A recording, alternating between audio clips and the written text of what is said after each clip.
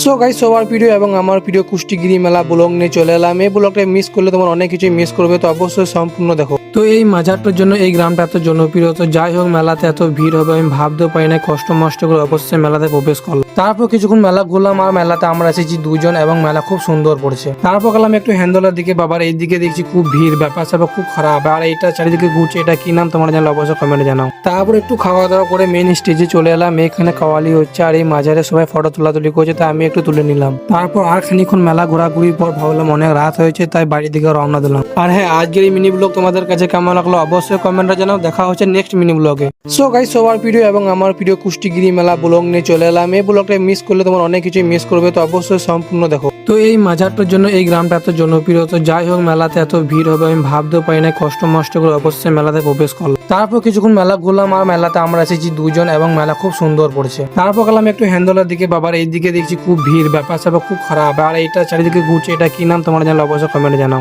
তারপর একটু খাওয়া দাওয়া করে মেন স্টেজে চলে এলাম। এখানে কাওয়ালি হচ্ছে আর এই মাজারে সবাই ফটো তোলাতুলি করছে, তাই আমি একটু তুলে নিলাম। তারপর আর খানিক্ষণ মেলা ঘোরাঘুরির পর ভাবলাম অনেক রাত হয়েছে, তাই বাড়ির দিকে রওনা দিলাম। আর হ্যাঁ, আজকের এই মিনি ব্লগ তোমাদের কাছে কেমন লাগলো অবশ্যই কমেন্টে জানাও। দেখা হচ্ছে নেক্সট মিনি ব্লগে।